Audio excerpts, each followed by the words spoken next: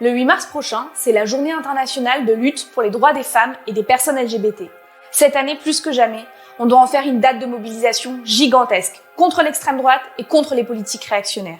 Chaque jour, partout dans le monde, on nous matraque avec des discours et des attaques qui remettent en cause nos droits, qui s'attaquent à l'existence même des personnes trans et des migrants et qui s'en prennent aux travailleuses en voulant nous faire trimer jusqu'à 70 ans. Leur monde, c'est la guerre, la mise au pas de la jeunesse, la promesse de transformer la bande de Gaza en une sorte de Dubaï sans les Gazaouis.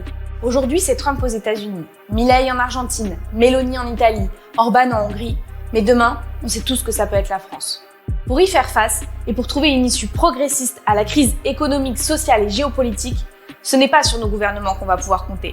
Bayrou, avec son obsession de la submersion migratoire, est en train de mener une offensive inédite contre les immigrés, jusqu'à soutenir l'interdiction des mariages entre nationaux et étrangers sans papier. Quand il n'est pas en train de couvrir les violences sexuelles systématiques comme à Beit Haram, sa grande priorité, c'est d'augmenter le budget de la défense. Ce Premier ministre, il est à l'image du président qu'il a nommé. Un paillasson de l'extrême droite qui reprend sa rhétorique et son programme.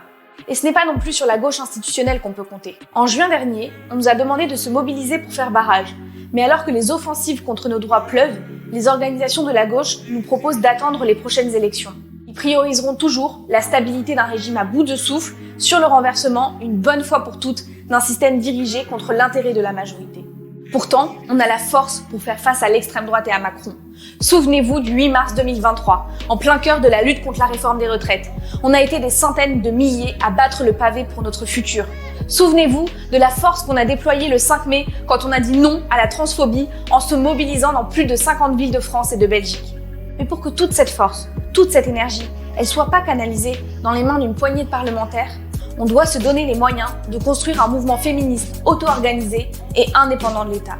On doit lutter pour un mouvement féministe anti-impérialiste qui défend une Palestine libre, ouvrière et socialiste. On doit lutter pour un féminisme antiraciste qui se bat pour l'ouverture des frontières. Un féminisme aux côtés des travailleurs et des travailleuses qui luttent pour des services publics sous notre contrôle, avec des moyens massifs pris sur les profits des milliardaires. Pour un féminisme internationaliste qui se bat contre le nationalisme et ne laisse pas un pouce de terrain à l'extrême droite dans les universités et dans la rue. Avec du pain et des roses, on existe dans 14 pays du monde. L'extrême droite et les milliardaires comme Musk construisent une internationale réactionnaire. Eh bien, nous sommes les féministes qui construisons une riposte qui dépasse les frontières.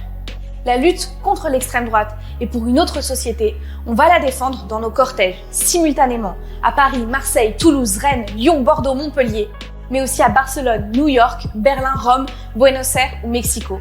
Alors, ce 8 mars, venez manifester avec nous pour montrer, par le nombre et par la force de nos idées, que s'il touche à l'une d'entre nous, on sortira par millions. Face à la déferlante réactionnaire qui s'attaque à nos droits, il est venu le temps pour une nouvelle vague du mouvement féministe, une vague révolutionnaire.